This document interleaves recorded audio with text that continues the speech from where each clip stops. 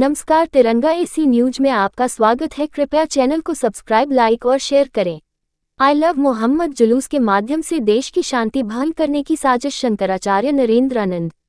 शंकराचार्य स्वामी नरेंद्रानंद सरस्वती महाराज ने देश के अंदर प्रायोजित रूप से निकल गई आई लव मोहम्मद जुलूस का जवाब में आई लव महादेव बोल देते हुए कहा कि देश के अंदर भय वातावरण निर्माण करने के लिए कुछ लोग इस तरीके की षड्यंत्र कर रहे हैं।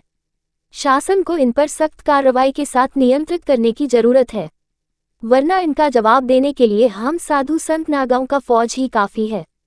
इस देश की सुख शांति कुछ गद्दारों देशद्रोहियों को रास नहीं आ रहा है, अतः शासन समय पूर्व ही इन विषैले नागों का फन कुचल देना चाहिए। वाराणसी से विशाल चौरसिया की रिपोर्ट।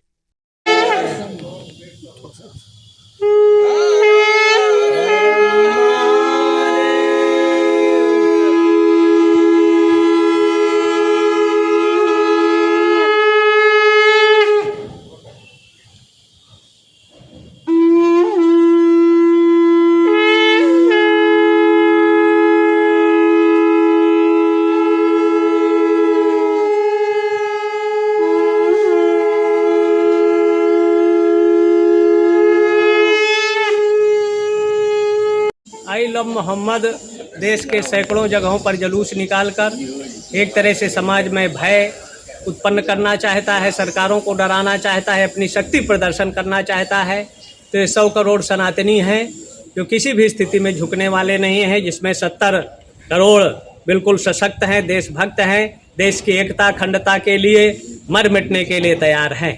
जिसमें हमारे 5 करोड़ साधु संत हैं, 7 अखाड़े के फौज है और खड़ दर्शन के ऐसे 10 करोड़ साधु संत हैं देश की एकता अखंडता चमन के लिए। जैसे कभी भगत सिंह, राजगुरु, सुखदेव, सुभाष चंद्र, रानी लक्ष्मीबाई जैसे अनेक तत्या टोपे, शिवाजी देश की एकता अखंडता के लिए कार्य किया। वर्तमान में ऐसे सनातन धर्म की रक्षा सुरक्षा और कोई अराजकता उत्पन्न करना चाहता है, कानून हाथ में लेना चाहता है, बांग्लादेश, लंका या नेपाल का स्वप्न देखता है, वो किसी भी स्थिति में भारत में सफल नहीं होने दिया जाएगा।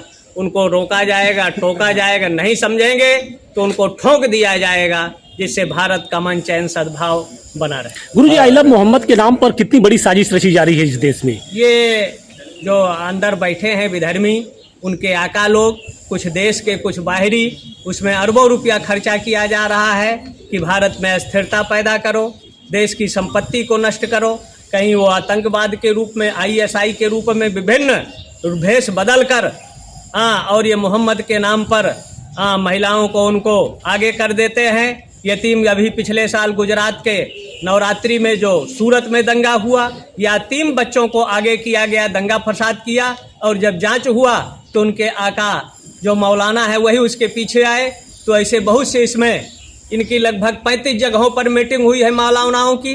विदेशों से अरबों रुपया आ रहा है कि भारत सरकार को अस्थिर करो, हिंदुओं को अस्थिर करो, उनकी संपत्ति हड़पो, उनकी बहन बेटियों को 10 लाख इस देश की हिंदू बेटियों को बेचा जाता है, किडनैप किया जाता है, उनके अंगों को चीर कर बेचा जाता है। तो ये विशेष जांच का विषय है, और जांच के बाद जो आ जाए, पकड़ में आवे, तो उनकी संपत्ति, अभी जैसे गोड़ा में हुआ, उन्होंने धर्मांतरण के नाम पर अरबों का विदेशों से खेल हुआ, ऐसे इसके पीछे बहुत बड़ी साजिश है भारत को अस्थिर करने के लिए, चुनी हुई सरकारों को, और इस देश के हिंदुओं को बांटने के लिए। कुछ विधर्मी देख रहे हैं कि भारत को 25-30 जो स्टेट है उनको टुकड़ों में, देशों में बांट दो, जिससे हमारा उद्देश्य सफल हो, लेकिन ये उद्देश्य किसी भी स्थिति में सफल नहीं होने दिया जाएगा।